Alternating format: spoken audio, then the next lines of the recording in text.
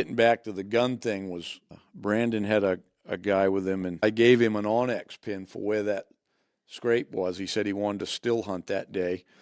And I think over there that first week in the low ground, it was there was no snow. So they were still hunting along, and it's just obviously it was luck, but they get to that spot where that double scrape was, and right, it's on kind of a knoll in there, and I don't know if it was exactly there, but it was right handy there. This great big buck stands up in front of him and looks at him, and Brandon said it was one of the biggest bucks he'd ever seen.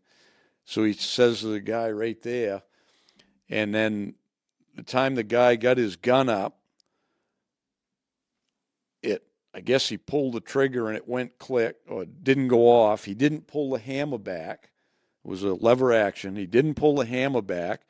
And then the buck just turned and just bounded off down through the woods for 75 yards, and the guy never shot at it. And Brandon was like, couldn't figure, just fit to be tied, because you just don't get those chances, like, especially a big one standing up and looking at you for however many seconds. So, as I remember it, I think the reason why the buck stood there, he might have thought it was his best option not to move, because as I remember, it was out in some pretty open air. He didn't have anything to bail right into. Yeah.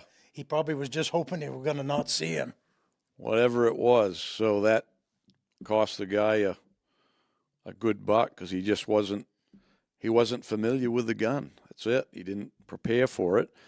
And so hopefully he learned from that mistake, but we tell these stories to help the rest of you learn maybe from someone else's mistake, right?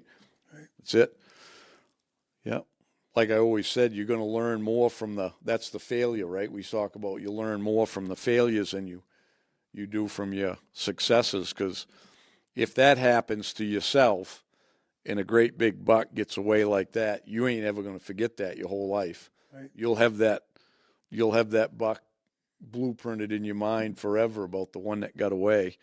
If you like that, make sure you check out bigwoodsbucks.com for more content. And don't forget to sign up for our newsletter.